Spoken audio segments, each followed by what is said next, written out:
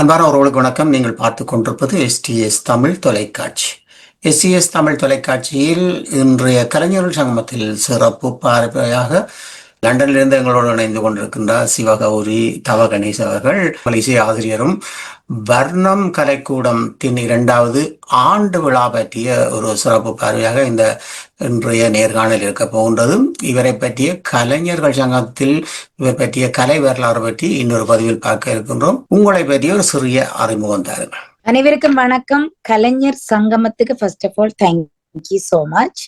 என்னுடைய பேர் சிவகௌரி, இசை கலைமானி கானகலதர சிவகௌரி தவ கணேஷ். பிரித்தானிய மண்ணிலே 18 வருஷமாக ஒரு சங்கீத ஆசிரியையாக கடமையாற்றி வருகின்றேன். இந்த வருணம் அகாடமி ஒரு 18 வருஷமாக நான் அதை உருவாக்கி கொண்டு முதலாவது சக்சஸா செய்த நான் 2024ல, இப்ப 2026ல அடுத்த அனுவல் ஷோ செய்ய போறேன்.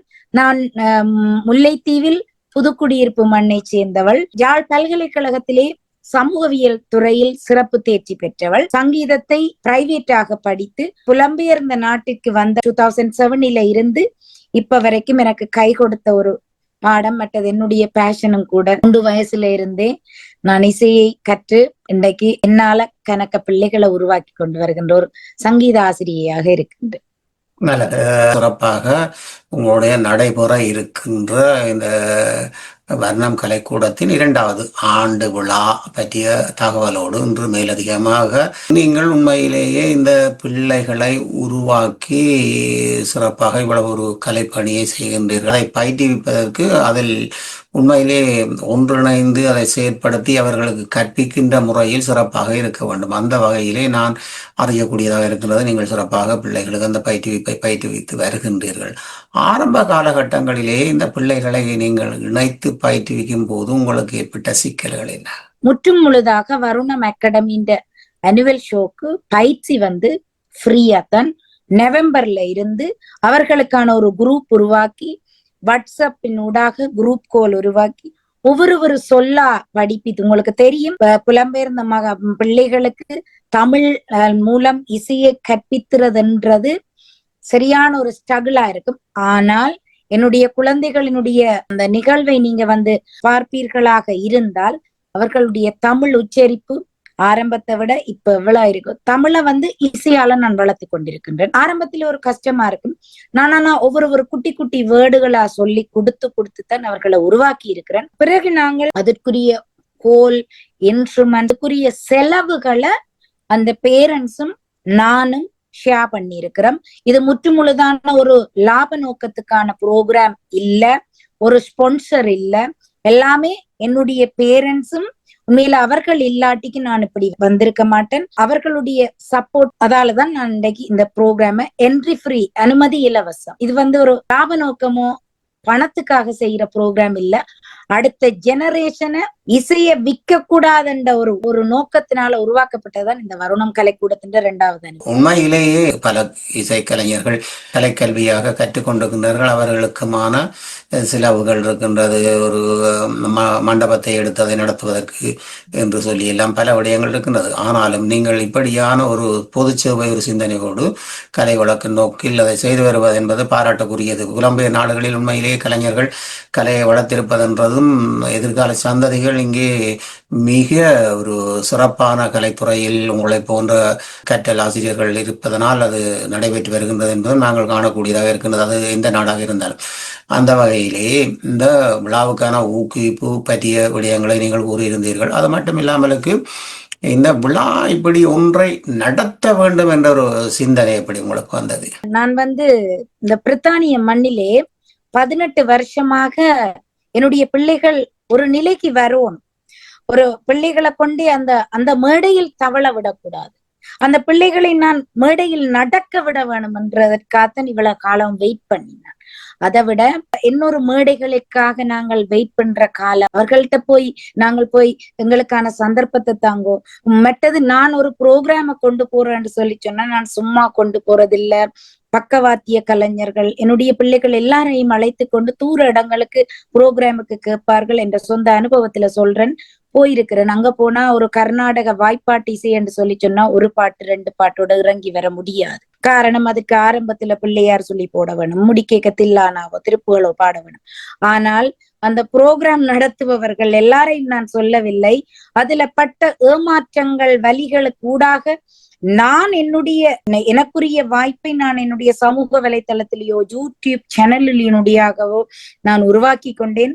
என்னால் உருவாக்கப்பட்ட குழந்தைகளுக்கு வருணம் அகாடமியின் ஊடாக அவர்களுக்கும் நாங்களே எங்களுக்குரிய வாய்ப்பை உருவாக்குவோம்.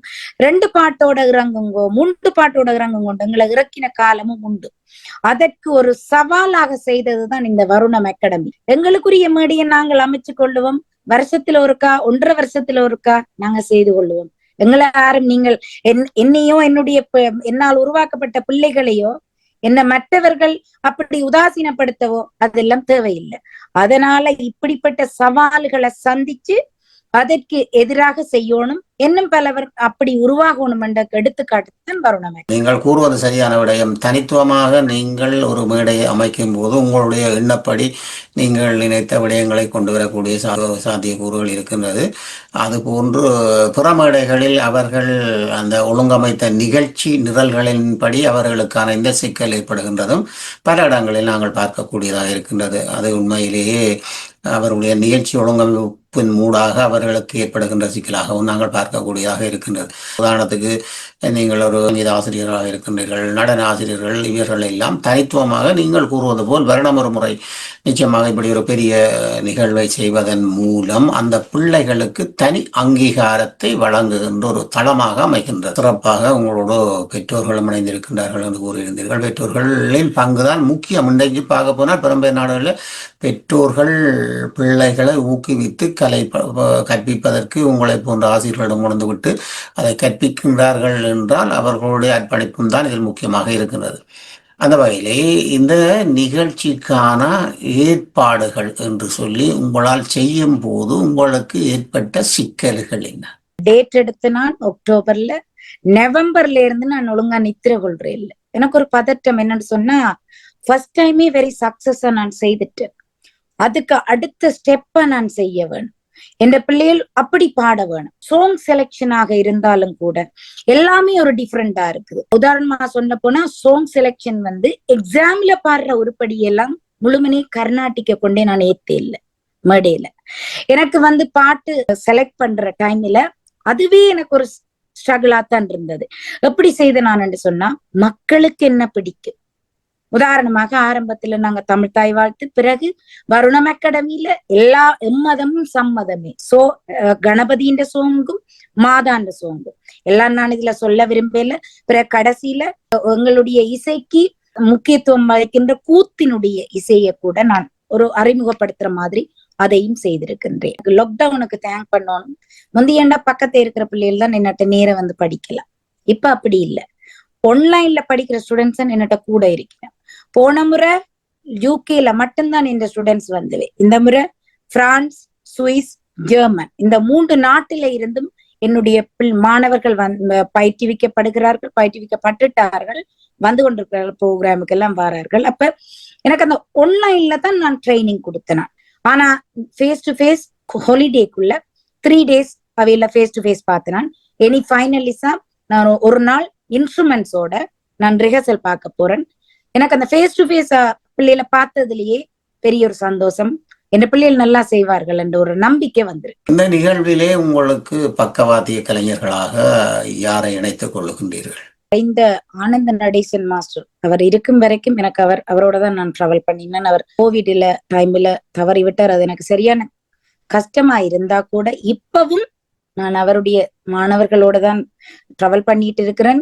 இந்த முறை வீணையும் புல்லாங்குழலும் புதுசாக ஆட் பண்ணி இருக்கிறேன். மற்ற கடம், கஞ்சிரா, மிருதங்கம், தவில், மற்றது தபேலா இவ்வளவு வாத்தியத்தோட எங்களோட குட்டீஸுகளுக்கு ஒரு பெரிய ஒரு ஆப்பர்ச்சுனிட்டி. அவைகளுக்கு நாங்கள் எல்லாம் இந்த வயசுல கூட எங்களுக்கு இப்ப இங்க வந்தா பிறகு அந்த ஆப்பர்ச்சுனிட்டி கிடைச்சதே தவிர எங்களுக்கு சிறிய வயசுல கிடைக்க இல்லை. என்ற பிள்ளைகளை சின்னல இருந்து 3 வயசு குழந்தையில இருந்து 53 வயசு வரைக்கும் என்னோட ஸ்டூடெண்ட்ஸ் இருக்கிறேன். அவ்வளா பேருக்கும் அந்த இன்ஸ்ட்ருமெண்ட்ஸோட பாடக்கூடிய ஒரு எக்ஸ்பீரியன்ஸை நான் உருவாக்கி கொடுத்துட்டு இருக்கிறேன். குழந்தைகள் இருந்து 53 வயசு வரையில் இருக்கிறார்கள் என்று கூறுகின்றனர். இதில் யார் உங்களுக்கு இணைந்து பயிற்றுவிப்பதற்கு சுகமாக இருக்கின்றது? உண்மையா அண்ணா, எனக்கு இதுல ஒன்றை சொல்லணும். நான் என்னுடைய மகள் அடுத்த டீச்சரா இருக்கிறா வருணம் அகாடமியில. அவ கிராஜுவேட் பண்ணிட்டா. அவ எனக்கு ஒரு பிலோவா இருக்கிறா. அவாவும் என்னுடைய இன்னொரு ஸ்டூடெண்ட்ஸும் இருக்கிறா, டிலானி. அவாவை நான் இந்த மேடையில கௌரவிக்க இருக்கிறேன். நான் சின்னாக்களோட பழகுற டைம்ல சின்னவளாயே நானும் மாறிடுவேன். நீங்க 53 வயசு ஒரு ஆளை ட்ரெயின் பண்ணக்குள்ள நான் அவ 53 வயசு அவ சொல்லி நினைக்க மாட்டேன். அவாவையும் என்னுடைய ஒரு பிள்ளையாகவோ குழந்தையாகவோ அந்தந்த ஏஜுக்கு நான் மாறிடுவேன். அதால இந்த ஸ்டூடெண்ட்ஸுகளை நீங்க கேட்டு பார்த்து தெரியும், என்ன அவர்களுக்கு நன்றாவே பிடிக்கும். நான் அந்த ஊர்ல இருந்த சட்டம்பிமார் அப்படி ஸ்ட்ரிக்டானப்ப நாங்கள் இருக்கைக்குள்ள இருந்த டீச்சர்ஸ் எல்லாம் கண்டா பயம், நோ அப்படி இல்லை. நான் ஒரு குழந்தையிட்ட படிக்க போனா நான் குழந்தையா மாறிடுவேன். ஏன்னு சொன்னா அந்த 18 வருஷ எக்ஸ்பீரியன்ஸும் இங்கத்தியான் பிள்ளைகளுக்கு நாங்க எப்படி படிப்பிக்கணும் அந்த அந்த அறிவு எனக்கு கொஞ்சம் மண்டாலம் இருக்குன்னு நான் ஃபீல் பண்ணி சின்னாக்களுக்கு படிப்பிக்க அந்த லாங்குவேஜ் கொஞ்சம் பிரச்சனையா இருக்கு. அதுக்காண்டி நீங்க பெரியாக்கள் வரைக்கையும் அவர்கள் லாங்குவேஜை தெரிஞ்சு வருவார்கள் என்று இல்லை. ஒவ்வொரு வேர்டா ஆரம்பத்துல ஒரு வசனமா சொல்லி கொடுப்பேன் பிடிக்காட்டிக்கு ஒவ்வொரு வேர்டா இங்கிலீஷால எழுதி தமிழால படிப்பேன். எனக்கு அது ரெண்டும் சேமா தானே இருக்கு. இசைத்துறையில் நாணம் இருப்பதால் பல சிக்கல்கள் அனுபவ ரீதியாக உள்ள விடயம் இருக்கின்றது. ஒரு மேடைக்கு நீங்கள் கொண்டு போக இருக்கின்றீர்கள். மேடைக்கு கொண்டு போகும் முன்னம் இவ்வளவு பேரையும் இணைத்து இவர்களுக்கான பயிற்சி கொடுப்பது என்பது ஒரு பெரிய ஒரு சிரமமான விடயம். இதற்கான ஏற்பாடுகள் மூலம் உங்களுக்கு இவர்களுடைய பாடல்களை பயிற்சி பார்ப்பதற்கான இடங்கள் எல்லாம் நான் கேள்விப்பட்ட அளவில் அதெல்லாம் நீங்கள் நிதி கொடுத்துத்தான் எடுக்க வேண்டும் என்று கேள்விப்பட்டிருக்கிறேன். அந்த பக்கங்கள் உங்களுக்கு எப்படி இருக்க போகின்றது பயிற்சிகள்?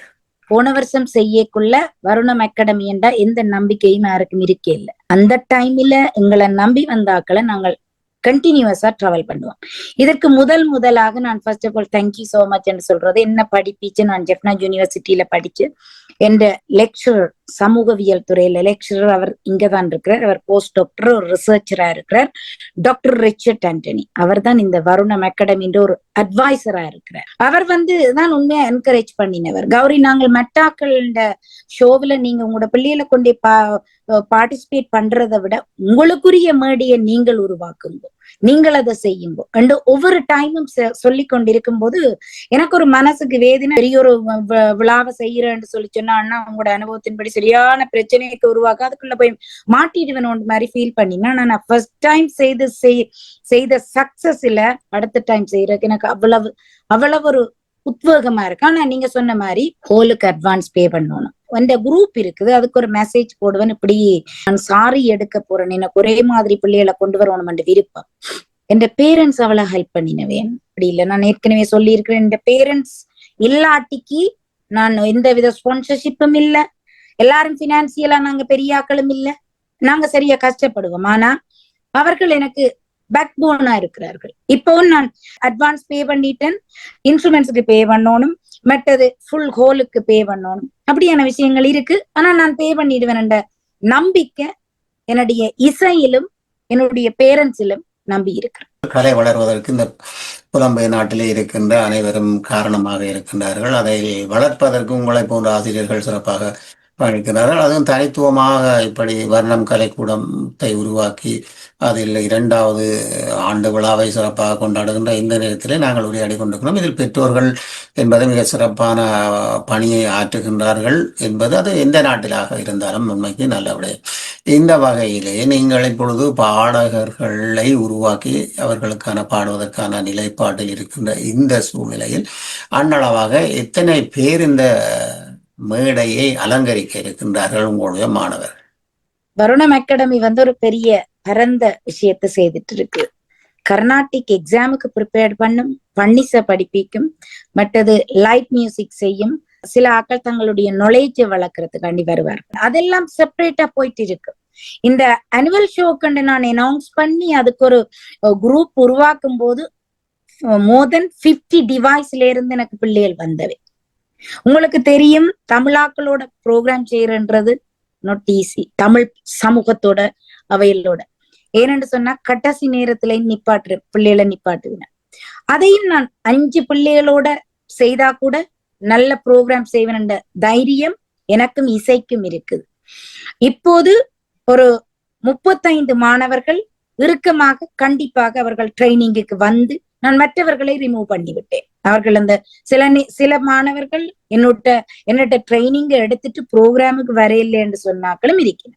அப்ப அவையில நான் ஒரு கட்டத்துல பார்ப்பேன், இதே ப்ரோக்ராமுக்கு ட்ரைனிங் எடுக்கினோம், அந்த எங்களுக்குடைய ஷேர் பண்ற பேமெண்ட்டுகள் கேட்க போய்க்க அந்த டைம்ல ஒரு ஸ்ட்ரகிள் பண்ணுவினோம்.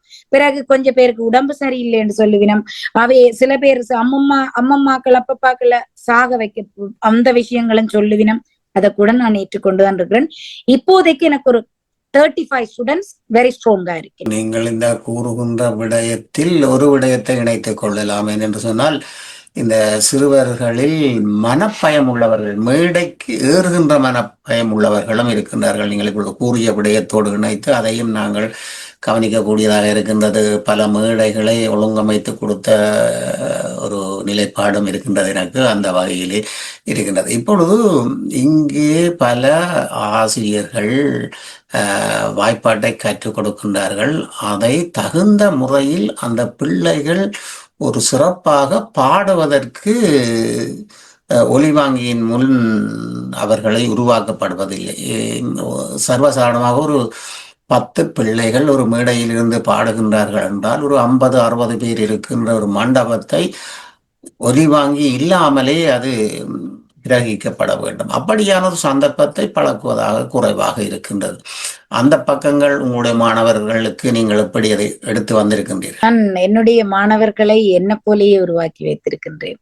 மேடையில் ஏறினால் சொல்லுவேன், நீங்க மேடையில் முன்னுக்கு இருக்கிற ஆக்களை பார்த்து பாடுங்க, அப்ப பாடைக்க சொல்லுங்க, பாடைக்க நினைங்க, நான் தான் இதுல வின்னர், என்னை அடிக்கிறதுக்கு யாரும் இல்லையென்று மேடையில் ஏறிடுங்க. எந்த பிள்ளைகளுக்கு மேடை பயம் என்றது நீங்கள் சொல்லி இருக்கிறீங்களா? நான் என்ற அனுபவத்துல என்ற பிள்ளைகளுக்கு அப்படியான ஒரு பயமும் இல்லை. அந்த பிள்ளைகள் கூச்சப்பட்டதா என்ற சின்ன கிரேட் எடுத்தா கூட என்ற பிள்ளைகளுக்கு பெரிய உருப்படியை கொடுங்க பாடுவின.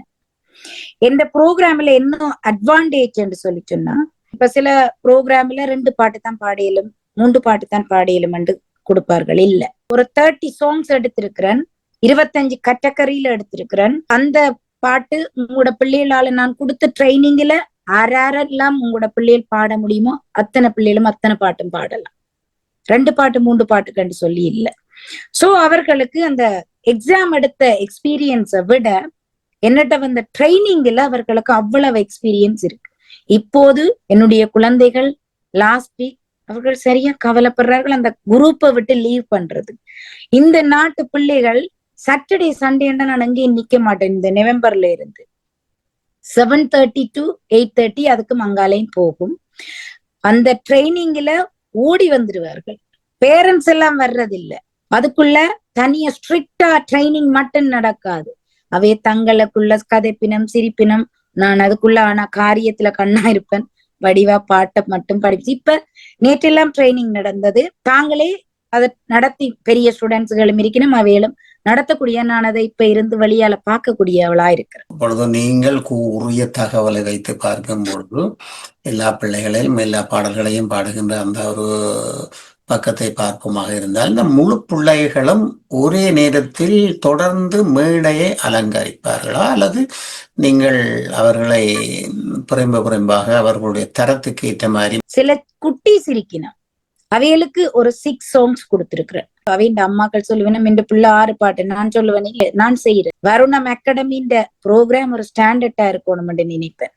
அதால பின்னுக்கு பெரியாக்களை விடுவேன், முன்னுக்கு அவை இருந்து பாடுவினம். அவைக்கும் ஒரு பயம் இருக்காது. அக்காக்கள் இருந்து பாடினம், அண்ணாமார் இருந்து பாடினம். சோ நாங்கள் வடிவா கான்பிடென்டா பாடலாம் என்று பாடுவினமே தவிர அவைக்கு ஒரு பயமும் இருக்காது. அது கூட ஒரு ஸ்டாண்டர்டா இருக்கும். 10 வயசு 8 வயசுக்கு மேற்பட்ட குழந்தைகள் அத்தனை பாடலும் பாடுறார்கள். இப்பொழுது கூறுவதை பார்த்தால் அந்த திட்டமிடும் விடயத்தில் மிக ஆளுமையாக இதை செயலாற்றி வருகின்றீர்கள். இந்த பக்கம் உங்களுக்கு எப்படி இந்த அனுபவங்கள் கிடைத்தது? என்னை உருவாக்கின மாதா பிதா குரு தெய்வம். நான் கணக்கு பேரிட்ட படிச்சிருக்கிறேன். மியூசிக் மட்டும் படிக்கல, நான் சோசியோலஜிய ஜப்னா யூனிவர்சிட்டியில படிச்சபடியா சமூகவியல் நோக்கில என்ற இசையை கொண்டு போறேன். ஜப்னா யூனிவர்சிட்டி வரைக்கும் படிச்சு பிறகு ஒரு மரமா புடுங்கப்பட்டு இங்க நடப்பட்ட நாங்கள் புலம்பெயர்ந்த நாட்டுல ஒரு சுருதிப்பட்டியோட ஆரம்பிச்ச நான் தான்.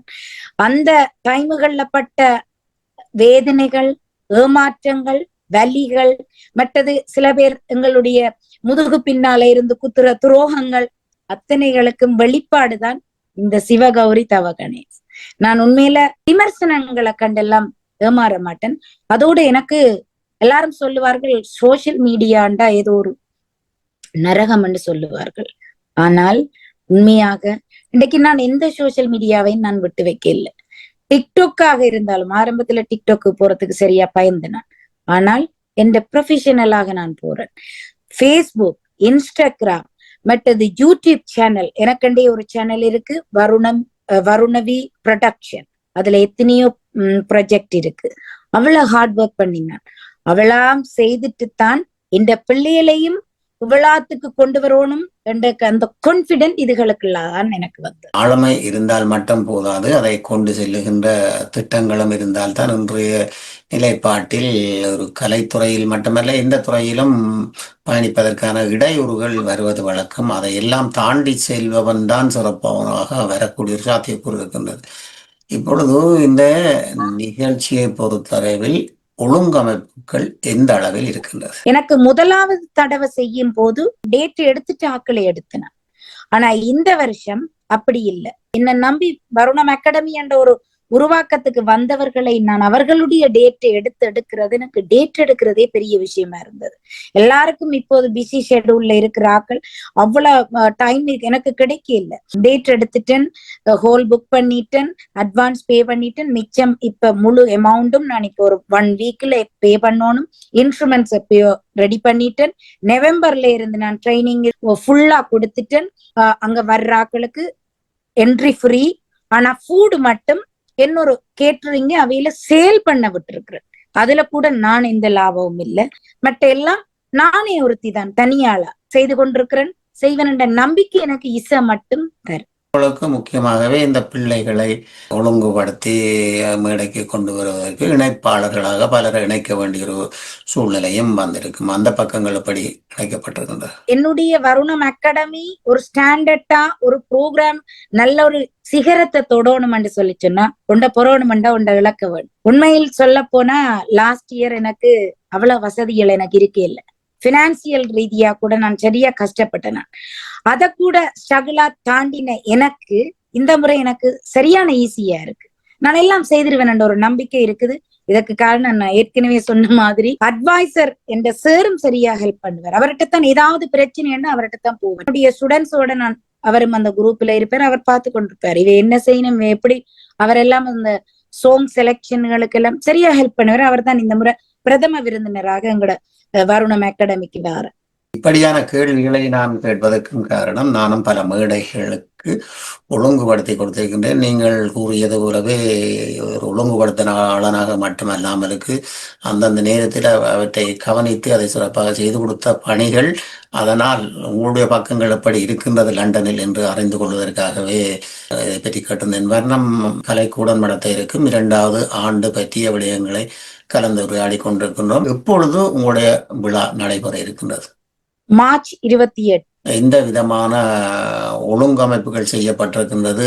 ஏற்கனவே பிரசுரங்கள் பிரசுரித்து வெளியிடப்பட்டிருக்கின்றதா, அல்லது பெற்றோர்கள் மூலம்? இப்பொழுது நிறைய பெற்றோர்கள் கலந்து கொள்வதால் பெற்றோர்கள் வந்தாலே உங்களுக்கு ஒரு மண்டபத்தை நிறைவாக்கும் என்ற ஒரு நிலைப்பாடு இருக்கின்றது, அப்படித்தானே? ஆரம்பத்திலே என்னை பலப்படுத்தி கொண்டேன். நான் ஒரு போஸ்டரோ போட்டா அதற்குரிய வரவேற்பு எனக்கு எந்த நாட்டுல இருந்தாலும் அவ்வளவு வாழ்த்துக்கள் குவியும். பேஸ்புக்லயோ என்னுடைய டிக்டாக் தளத்திலேயோ என்னுடைய விஷயங்களை நான் அப்போ அப்டேட் பண்ணி கொண்டிருப்பேன்.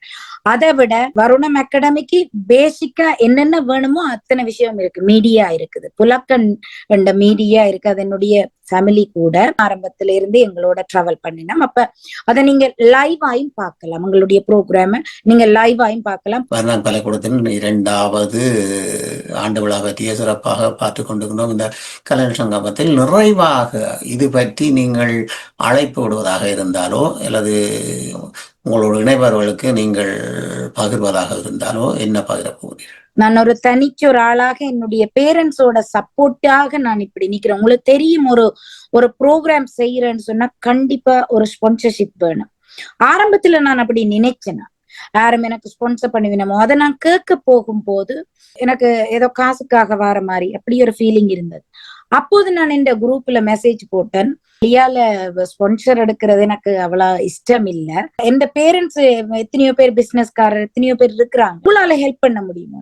உண்மையா எனக்கு சொல்ல போனா சாரி எடுத்ததுல இருந்து, அட்வான்ஸ் பே பண்ணினதுல இருந்து, இன்ஸ்ட்ருமெண்ட்ஸுக்கு பே பண்ண போறேன், அதுக்குரிய இந்த சேவிங் மணியில இருந்து எல்லாமே எனக்கு பேரண்ட்ஸ் தான் தந்திருக்கிறார்கள்.